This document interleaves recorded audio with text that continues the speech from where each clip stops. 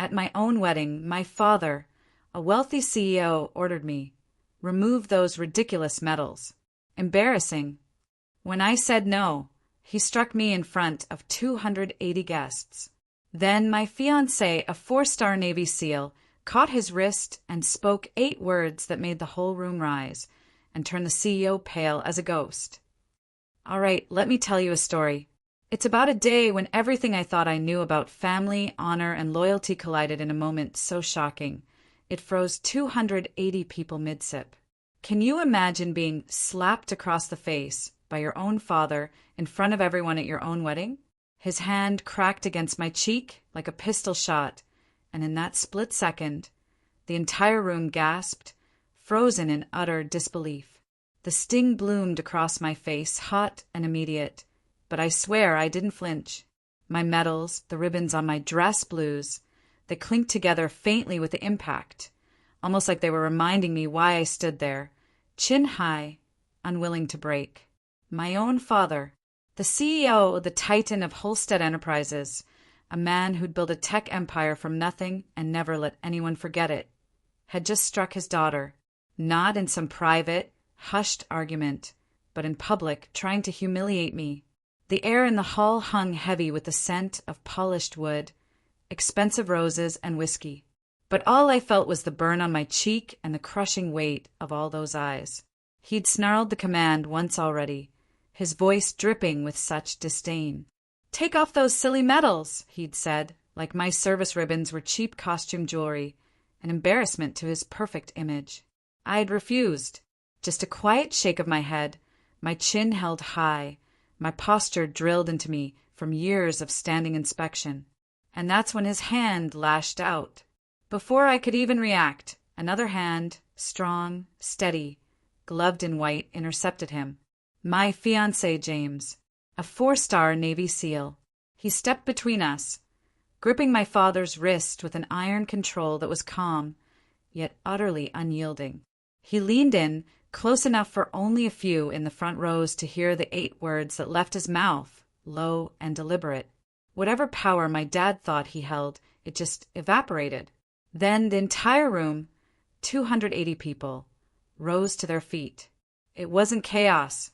It was a collective judgment, a wave of silent, unwavering defiance. The CEO, who'd built his empire on commanding attention, suddenly looked so small, his face drained of color, his eyes darting around like a cornered animal. My cheeks still burned, yes, but my pride didn't waver. I stood even straighter, because in that moment I wasn't just a daughter. I was a decorated officer, a woman who had carried her weight in blistering deserts and on tossing decks halfway around the world. You're probably wondering, how did it even get here? Why would a father slap his daughter on her wedding day? Why would a uniform, the one truth I had ever owned, ignite such a furious rage? To truly understand that shocking moment in the chapel, you have to know where I came from.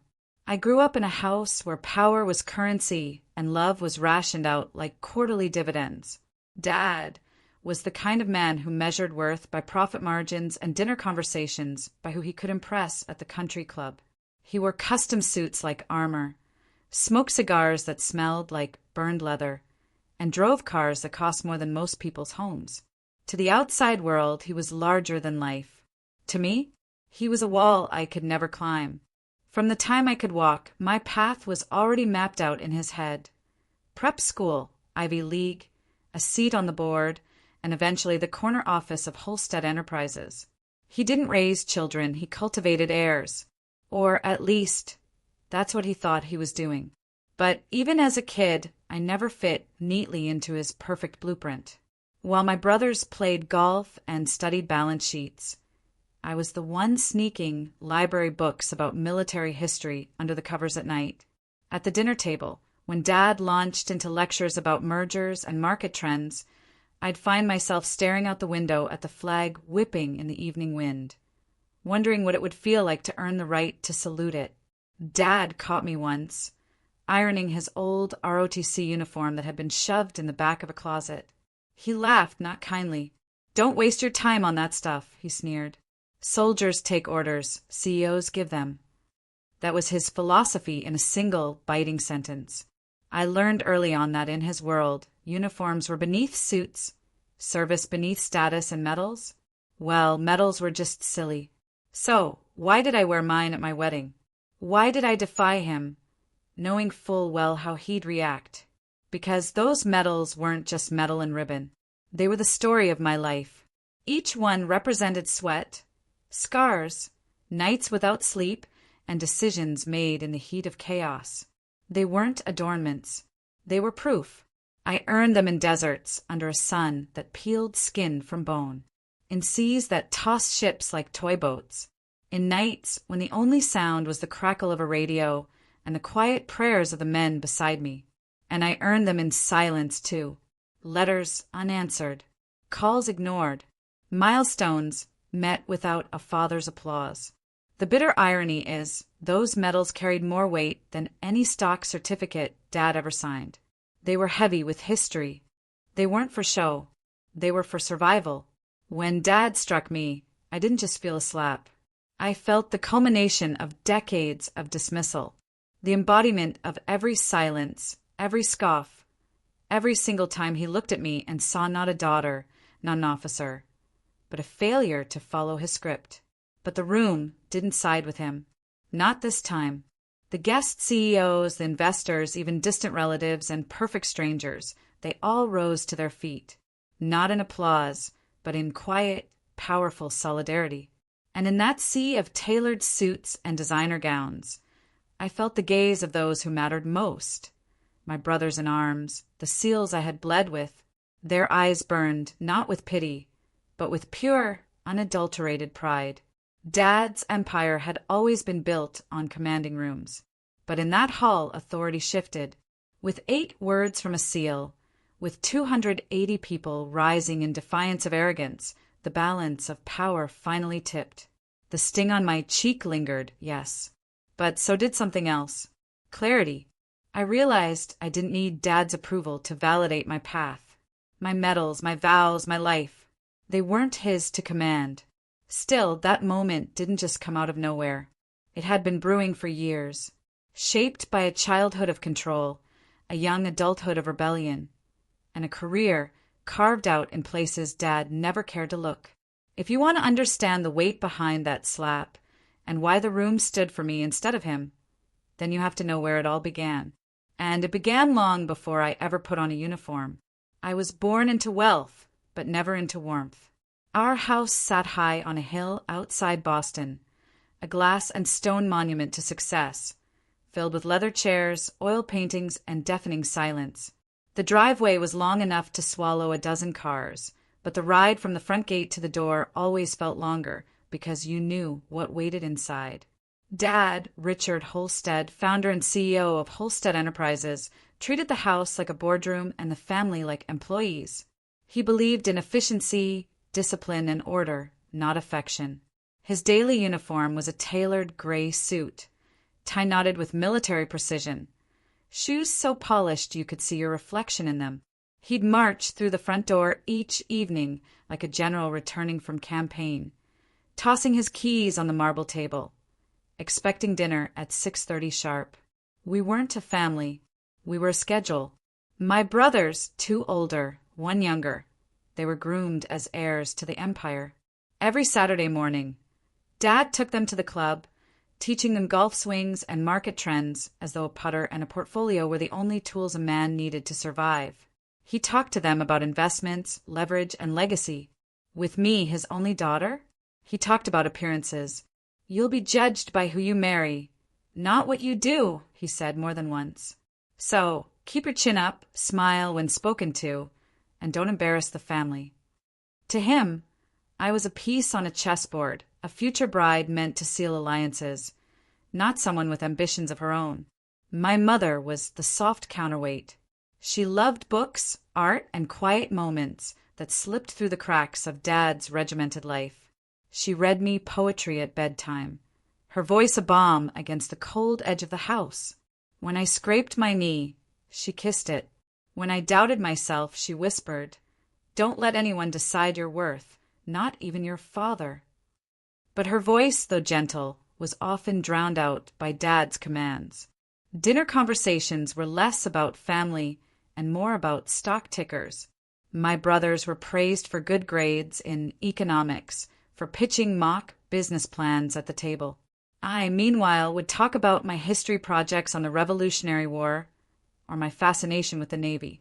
And Dad would cut me off with a dismissive wave. "Those who can't build fortunes fight wars," he'd say. "That's not you. You're smarter than that. Or at least you could be." It wasn't just disapproval. It was pure disdain. There was one night I remember vividly. I was 12, sitting at the long oak table under the chandelier. My report card had just come in, and I'd proudly shown my A in civics. I explained to Dad that I wanted to join the junior ROTC program at school. I thought maybe he'd be impressed by my initiative, by my discipline. He didn't even look up from his steak. "Ridiculous," he said. "Marching around in cheap uniforms. Won't put food on the table." "But, Dad," I started, "it's about service, about leadership." He slammed his knife down, silver clattering against porcelain. The room went still. "Don't waste your breath. You're not joining any program that teaches you to salute. Holsteads are saluted. We don't salute others." I sat there, cheeks burning, eyes fixed on my plate. My brothers smirked, half in amusement, half in relief. It wasn't them in the crosshairs. My mother reached under the table and squeezed my hand. It was the only comfort I got. That night, lying awake, I decided I would remember every word he said, not as chains to bind me, but as fuel to prove him wrong. By high school, the gap between us had widened into a chasm.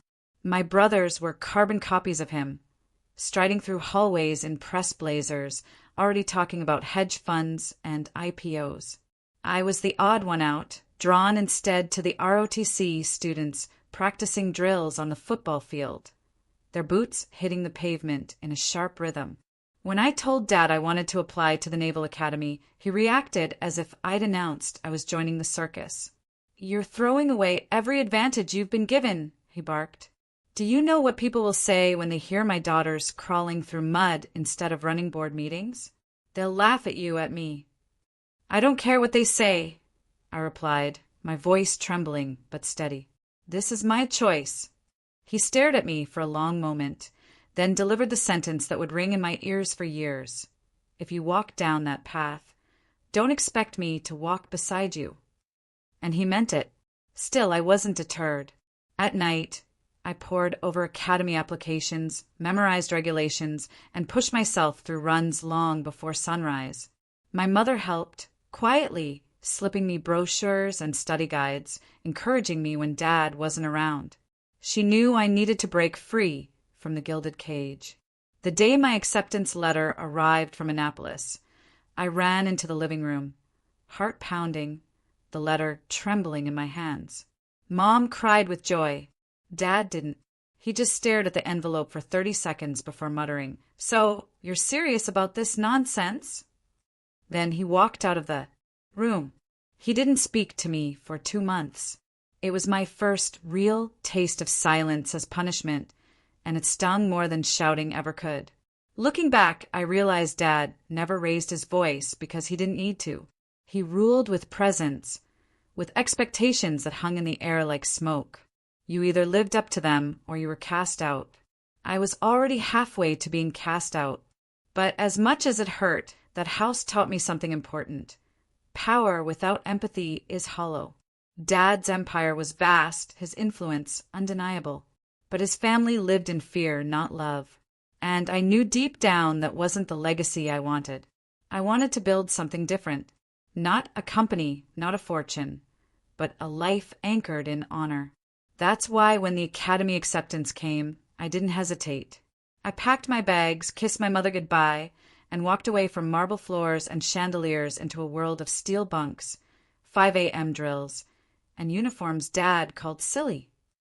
It was the hardest choice I'd ever made, but it was also the first step toward the aisle I would one day walk, medals gleaming, Dad glaring, and 280 people watching as our worlds finally collided. The summer before I left for Annapolis, the house felt colder than ever. It wasn't the air conditioning. It was the silence. Dad barely acknowledged me. At breakfast, he'd read the Wall Street Journal like I didn't exist. At dinner, he asked my brothers about internships and market trends, but never once turned to me. It was as if I'd already been cut out of the Holstead family portrait. One night, I overheard him on the phone in his study. His voice carried through the heavy oak door. "She's throwing her life away," he said. "Joining the Navy is no better than flipping burgers. Don't expect her to last a year." The words hit harder than if he'd shouted them to my face. I stood in the hallway, fists clenched, memorizing every syllable. That was Dad's way. He didn't argue, he dismissed. And in his dismissal, he hardened my resolve. Annapolis was everything he said it would be. Grueling, unrelenting, and merciless. But what he didn't know, what he never understood, was that I thrived under pressure. The first weeks nearly broke me. Up before dawn, running until my lungs burned. Push-ups until my arms trembled. Inspections where a single wrinkle in your uniform could mean hours of extra drills. I remember standing in formation, sweat dripping down my spine, hearing an instructor bark in my face. "You think Daddy's money can get you through this? Think again." I wanted to yell that I'd walked away from all that, but I didn't. I just gritted my teeth and endured. Every insult, every punishing drill was fuel. There were nights I collapsed into bed, muscles screaming, wondering if Dad was right, if maybe I wasn't cut out for this. But then I'd picture him smirking over his scotch, telling colleagues his daughter had failed. And the thought lit a fire in me. Failure wasn't an option. By sophomore year, I started to find my rhythm. I studied harder than I ever had in my life. While others went out drinking, I stayed in the library, memorizing strategy, logistics, history. I ran until my legs felt like steel. Slowly I rose, not because I was the strongest, but because I refused to quit. I'll never forget my first promotion ceremony. My commanding officer pinned on my new bar, and for the first time, I felt the weight of responsibility press into my shoulder. I called home afterward, voice full of pride. The line rang, and rang. No answer. So I mailed a photo of the ceremony. Weeks later, I got a single envelope back. Inside wasn't a note of congratulations. It was a clipped article from a business magazine about my brother's internship at Goldman Sachs. A yellow sticky note in Dad's handwriting said, "This is what success looks like." I tore it in half. The divide only widened. My father's world revolved around profits and prestige. Mine revolved around service and sacrifice. Each holiday, homecoming turned into another battlefield. He'd sit at the head of the table, swirling bourbon, and ask, "Still playing soldier?"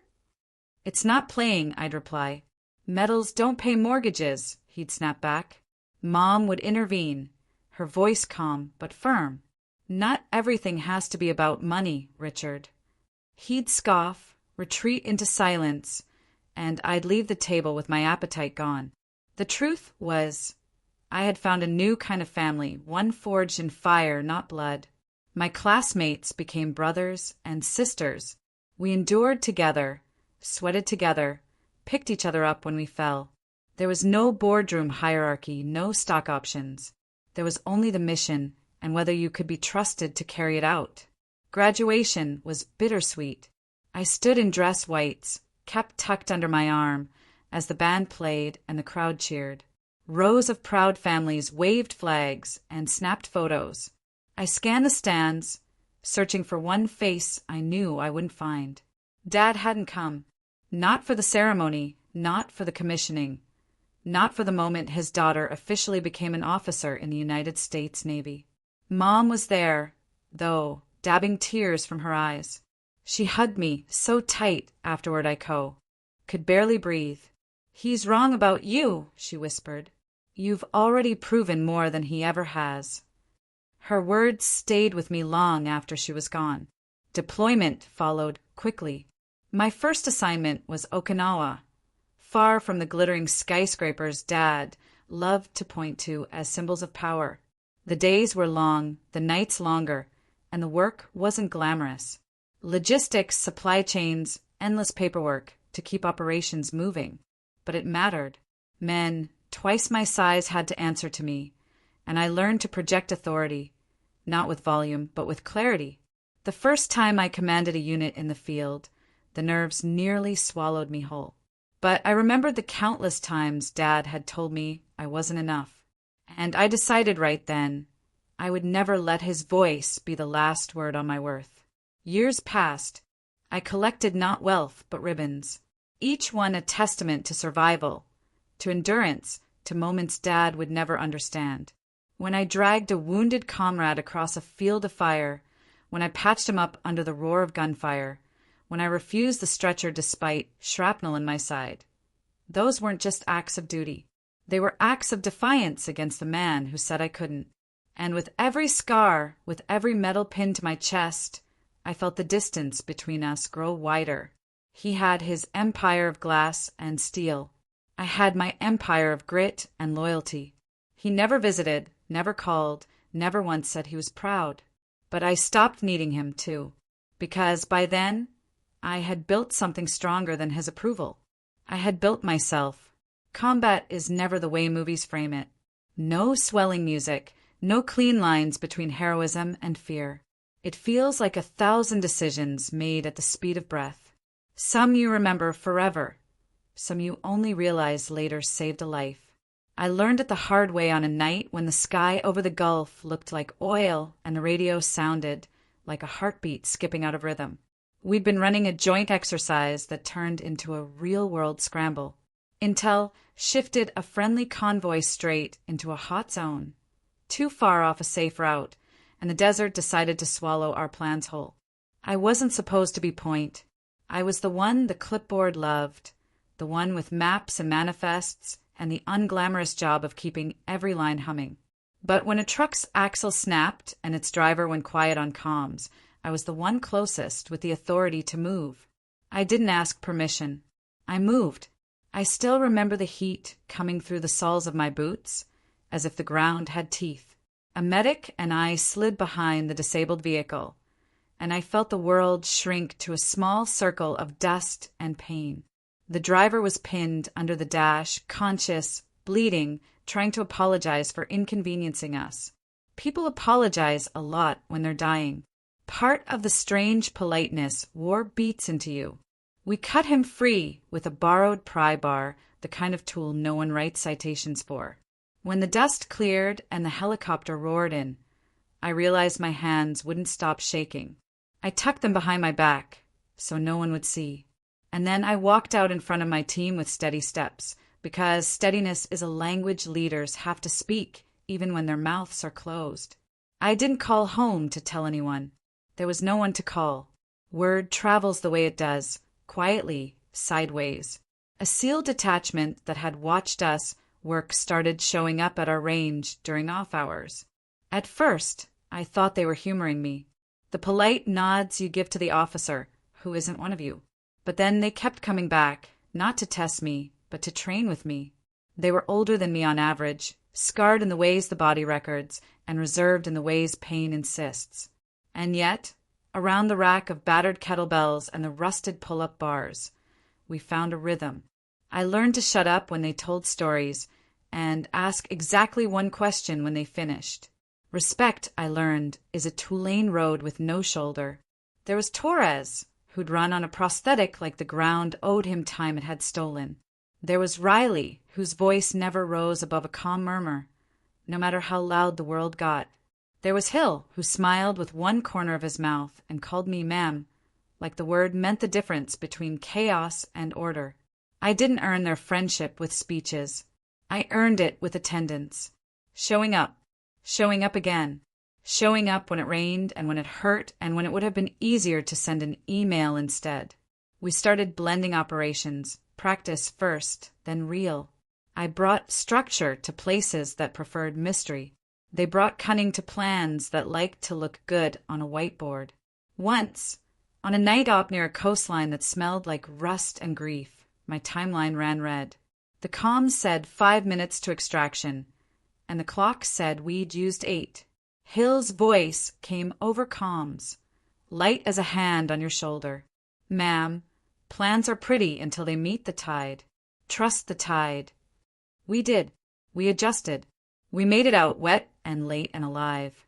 Afterward, under a steel sky, Hill passed me a thermos and said, "You kept us from sprinting into a wall. That counts." I wanted to say that his calm saved us. Instead, I nodded once, the way you do when you understand a pact doesn't need ink. I wore new ribbons after that season, the kind that don't catch the light so much as catch your breath. I mailed a photo to my mother, a habit I couldn't quit, even though I knew the house where she lived felt more museum than home. I got a small card back and her looping script. Proud of you. Always have been. Be gentle with those who won't say it out loud. I read it 3 times, then slid it into the back of my wallet behind my military ID like an amulet. A month later, the call came from my father, not to me, but to my CEO's office. Bureaucracy tends to be unkind to the personal. When I finally got the message, it was already old. Your mother's in hospice. Late stage. There was a window if I could get leave. The kind of window life often closes while you're filling out the form to request it. I flew home anyway, landing in a city that felt like an old suit that no longer fit. The house smelled the same, lemon polish and money.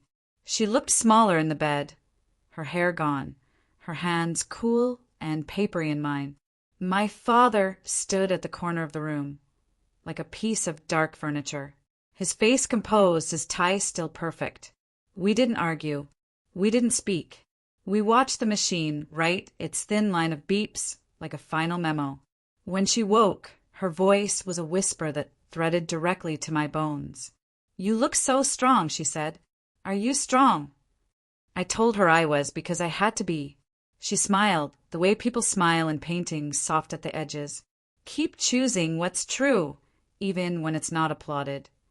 She slept, and hours later, she was gone, as gently as she had lived. My father never reached for me. I signed paperwork the way I signed orders, and flew back into a world where grief is something you fold and tuck into your pocket, so your hands are free. I didn't hear from him again after the funeral. Not a note, not a call. Months slid into a year. The next time the past collided with the present, it was on a pier that smelled like salt and diesel. I'd been assigned to oversee a training rotation, and the SEALs had just returned from something none of them could talk about, but all of them carried in their shoulders. Riley was limping. Hill had a bruise high on his cheekbone that looked like a map of somewhere unkind. We didn't ask. We lifted as a group and breathed as a group until the air felt friendly again. That evening, the sun dropping like a coin behind the horizon, James walked down the pier. It's strange which moments you remember with verbs and which you remember with color. I remember the light, bruised purple, then gold. I remember the scrape of his boots. I remember him stopping just shy of my space, respectful without saying the word. We'd met at briefings, collided on paper, synced timelines more than once. But this was not a meeting and not a timeline. He held a small box, like it weighed more than it did. "I can't promise you calm seas," he said. "I can promise to row with you. Some proposals are fireworks." His was ballast. I said yes, because I knew he understood the difference between decoration and evidence. He'd seen me at 3 a.m., hair pinned back, uniform creased with fatigue and pride, choosing people over appearance. He loved that person. He didn't ask me to be quieter or softer or less. He asked if he could stand beside the life I had built. We planned light, a chapel, a modest reception, an invitation list of people who had earned entry by having skin in our story. I wrote a card to my father out of completion, not hope. I'm getting married. 1,300 hours, Naval Chapel. I'll be in uniform. I sealed it before I could add anything I would regret. Work filled the days. I stood in front of whiteboards and flight plans, then in front of people whose eyes told me everything I needed to know about the weight they were carrying. I rewrote a training module to give instructors permission to pause evolution when the line between grit and damage grew thin. The numbers changed. Fewer injuries, fewer quiet collapses in barracks at row 300. No one gave me a medal for that. They gave me something better. Compliance without complaint. The last operation before my wedding wasn't dramatic. It was the kind that earns a footnote but saves lives. An extraction that required more patience than bravado. I rode the last truck back in, hands steady on the rail, and thought about vows. Not the fluffy kind, the practical kind. Serve each other's peace, protect each other's purpose, refuse to dim the light that got us here. A week out, I iron my dress whites with the same attention I give a map that would take us through safely or not at all. For stars, ribbons aligned, shoes like mirrors. I placed my mother's card on the dresser and read it again. Be gentle with those who won't say it out loud. I wondered if gentleness would ever have a place with my father. I suspected the answer was no, but I left the question open like a window in spring. The morning of the ceremony, the base was a hush of preparation. Torres texted, "Formation outside the chapel. You walk, we stand." I replied with a single copy, the kind of word that says more than any sentiment. As I stepped toward the door, my phone buzzed, a number I knew by muscle memory. I didn't open it. Not yet. The day would have enough weather. I pocketed the device and reached for the handle, ready to walk the narrow line between past and future in boots that had learned both terrain. What I didn't know then was how small a room can make a powerful man, and how big a silence can sound when 280 people decide together what they will not tolerate. James wasn't the kind of man who needed to fill silence. He let it sit unbothered until it turned from awkward to comfortable. That's how I knew he was different from the men I'd grown up around. My father and brothers filled every space with noise. Stock prices, predictions, instructions, corrections. James filled space with presence. We met during a joint working group at the Pentagon.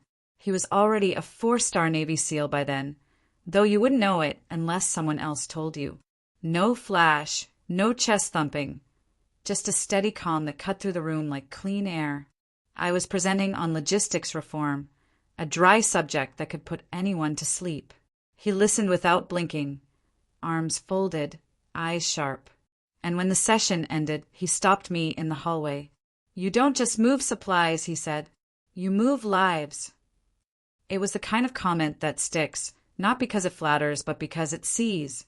We crossed paths again and again.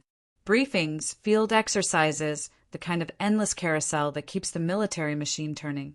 Each time he remembered small details. How I took my coffee, how I tucked my hair under my cover, how I stayed late not because I had to, but because something felt unfinished. Not at me. He never once asked me to be less. Our first date was nothing for a movie reel, just a diner off base. 2 plates of eggs and bacon, a waitress who called everyone honey. But I remember thinking this is what normal feels like. No spotlight, no agenda, just 2 people who'd both seen enough darkness to appreciate the light of ordinary things. Over time, his steadiness became my ballast. He didn't compete with me, didn't measure his worth against mine. When I came home late, still smelling of diesel and gun oil, he'd look up from his book and smile as if I'd been gone 5 minutes, not 5 days. He asked questions, not out of curiosity, but out of respect. How do you keep men calm under fire? What does it feel like when a unit salutes you? I'd shrug and say, it just feels like duty. He'd shake his head. No, it feels like trust. Don't minimize it. The proposal was as unadorned as the man himself. No grand gestures, no choreographed spectacle. Just the 2 of us on a weathered pier in Norfolk, boots dangling over the water, gulls crying overhead. He held out a small, simple box and said, "Let me serve beside you wherever that means." I didn't cry. I didn't need to. I just said yes, because I already knew. When we announced our engagement, my father's response arrived not by call or letter, but by silence. Weeks later, When I finally saw him at a family gathering, he cornered me near the bar. His glass of bourbon glistened in the low light. "You'll wear a proper dress," he said flatly. "Not that costume. Not in front of my friends. You won't embarrass me." "I'm not marrying you," I replied. "I'm marrying him, and I'll wear what tells the truth." His jaw tightened. "Do you understand how humiliating this is? People will whisper. They'll laugh at you." "Then let them laugh," I said. "At least I'll know I'm not lying." He turned away, muttering into his glass. But I knew the battle lines were drawn. Planning the wedding was simple by design. James didn't want a circus, and neither did I.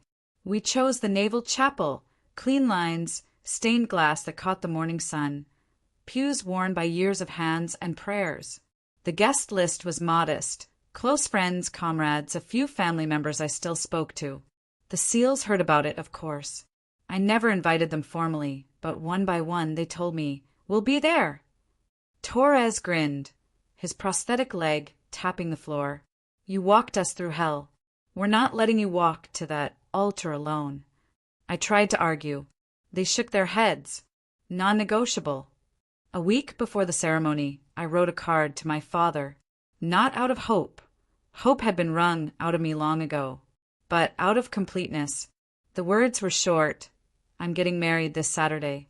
1,300 hours, Naval Chapel. I'll be in uniform." I sealed it before I could second-guess myself. The night before the wedding, tradition kept James and me apart. He stayed with a close friend. I stayed in base quarters. At midnight, I ironed my uniform, the one truth I had ever worn.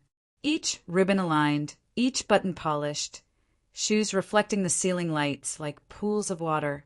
As I smoothed the cuffs, my phone buzzed on the nightstand. A message from a number I knew by heart but had never saved. 5 words. "You'll regret this tomorrow." I stared at the screen for a long moment, not in shock but in clarity, because this was exactly who he was and exactly who I was not. I placed the phone face down, pressed one last crease into the white fabric, and whispered to the empty room. "Tomorrow I walk as myself." The morning dawned, sharp and clear, the kind of navy blue sky you only see in spring. My stomach was steady. I had faced mortars and machine guns. What was one more confrontation with a man who had never believed in me? Outside the chapel, my team gathered in formation, medals gleaming, backs straight. Some I hadn't seen in years. All of them came without being asked. "Ready?" Hill asked quietly. I nodded. "Ready."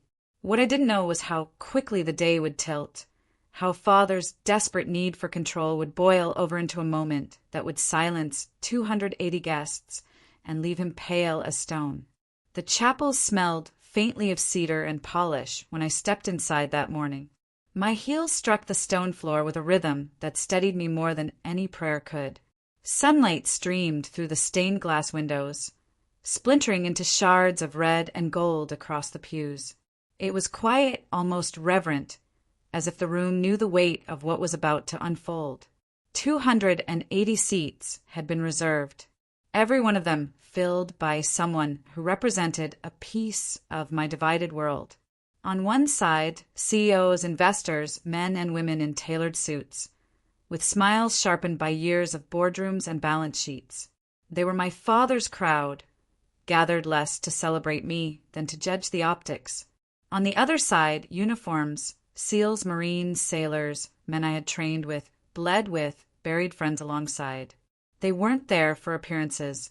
They were there for me. The tension was visible in the gap between those two groups, a gulf wider than any aisle. I stood at the back of the chapel with Hill and Torres flanking me, both dressed in their own uniforms. Torres leaned lightly on his prosthetic, his expression calm but unyielding. Hill adjusted his cuffs, then glanced at me with a small smirk. "You look like a commander about to take the field," he said. I smiled faintly. "Feels about the same." "Difference is," Torres added, "this time we're walking with you." Their presence steadied me. I didn't need them to, but it mattered anyway. Guests whispered as they caught sight of me. The uniform was impossible to ignore. Rows of ribbons lined my chest, each one a chapter of sacrifice. The 4 stars on my shoulders seemed to shine brighter under the sunlight than the diamonds on half the women's wrists.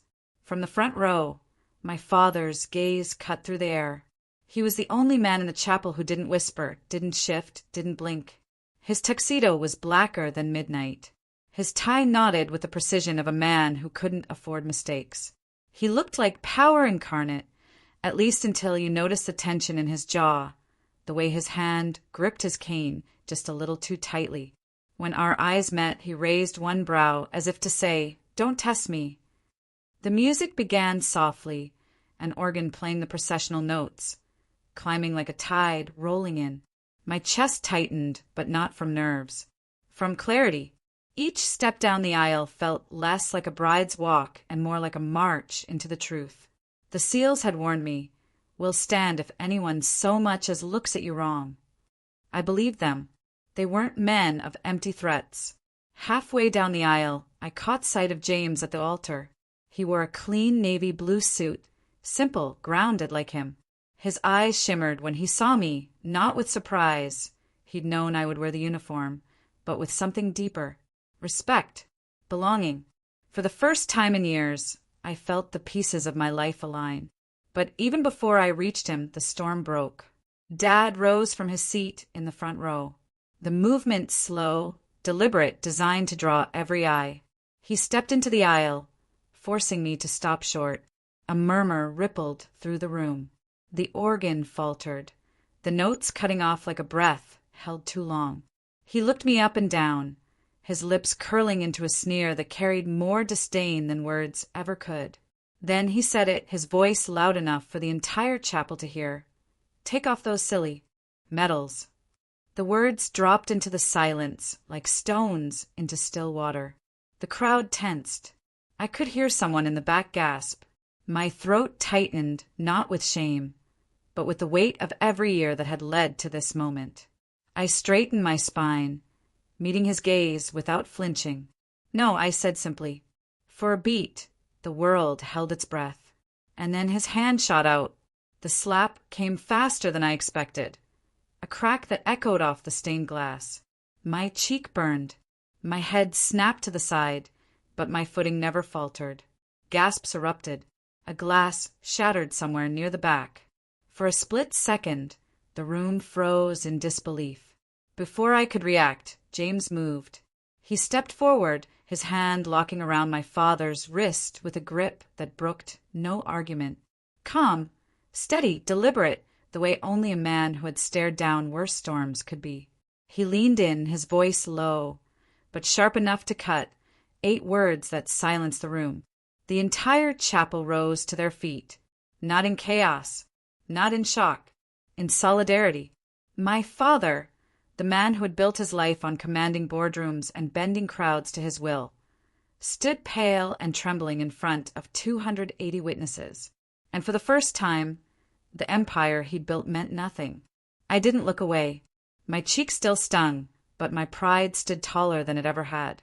That was the moment I realized the aisle wasn't just a path to marriage. It was the battlefield where my father's world and mine finally collided. And he was losing. For a moment, the chapel was utterly still. My father's hand hung, suspended in James's grip. The silk cuff of his tuxedo crumpled in the iron grasp of a man who had led warriors through fire. Dad's face, normally flushed with power, with a certainty that every room belonged to him, went white. His eyes flicked from me, standing tall in my uniform, to James, whose calm voice had just delivered 8 words that would follow my father the rest of his life. "You just struck a decorated U.S. Navy officer." 8 words. Simple, undeniable, lethal in their truth. The words weren't shouted. They didn't need to be. They carried the weight of 4 stars and the authority of every man in that room who knew what it meant to serve. The silence broke with the sound of 280 people rising as one. Suits, gowns, uniforms, all on their feet. No one instructed them. No one asked. They stood because they knew where honor belonged. My father tried to speak, his mouth opening like a man about to launch into a boardroom tirade, but no words came. He had spent his life controlling narratives, silencing dissent with money and intimidation. But this wasn't a conference table. This was a chapel filled with people who measured worth, not in dollars, but in sacrifice. James released his wrist with deliberate care, as though letting go of something fragile or something already broken. Dad stumbled back half a step, rubbing the place where he'd been held.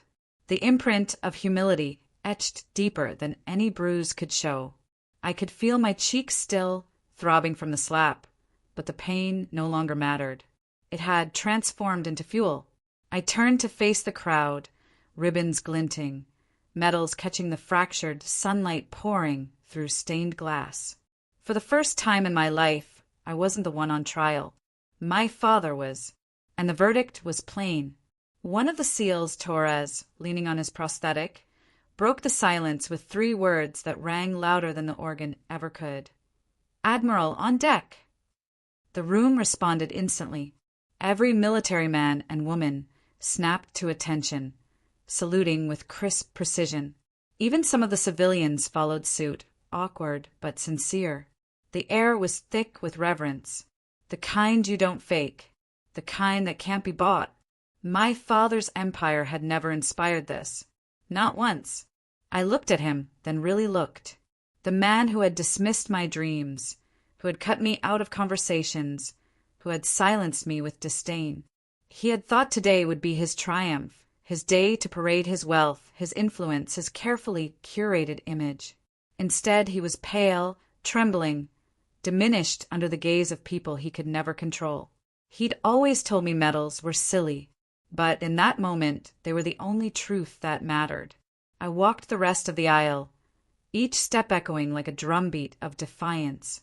James waited at the altar, his eyes steady, pride written across his face. As I reached him, Hill and Torres stepped back with crisp dignity, their escort complete. The chaplain cleared his throat, his voice unsteady at first, then strong. "Shall we continue?" I nodded once. The ceremony resumed, but nothing about it felt small. Every vow, every word, carried the weight of what had just transpired. When James took my hands and promised to serve not just my body, but my peace, I felt the sting on my cheek fade into something far greater: vindication. At the reception afterward, whispers ran through the crowd like wind through tall grass, people buzzing about the standing ovation. But no one dared laugh. No one dared diminish what had happened. My father left quietly before the cake was cut. No grand exit, no parting speech, just a man slipping into the night, stripped of the authority he once thought unshakable. I didn't chase him. I didn't need to, because the truth had already been spoken, witnessed, and sealed. Later that night, James and I slipped outside for air. The moonlight spilled across the water, soft and silver. He touched my cheek gently, his thumb brushing the faint red mark. "Does it hurt?" he asked. I shook my head. "Not anymore." He smiled. "Good, because what people will remember isn't the slap. It's how you stood." And he was right. That's the thing about revenge. People think it's about destruction, about crushing those who wronged you. But the most powerful revenge isn't loud or violent. It's standing so tall that the people who tried to break you can no longer look down. My father will always be a rich CEO. That's his legacy. But mine? Mine is different. Mine is honor earned in deserts and seas, carried in scars and ribbons, saluted by men who never once asked me to be less. And when the world rose that day, not for wealth, not for power, but for respect, it wasn't just my wedding. It was my reckoning. If you've ever been underestimated, dismissed, or told you weren't enough, remember this: honor doesn't come from blood or titles. It comes from what you've endured, what you've built, and the truth you refuse to take off, no matter who demands it. What would you have done in my place? Have you ever faced a moment where you had to choose between family expectation and your own hard-earned truth? Tell me what you think. I really want to know.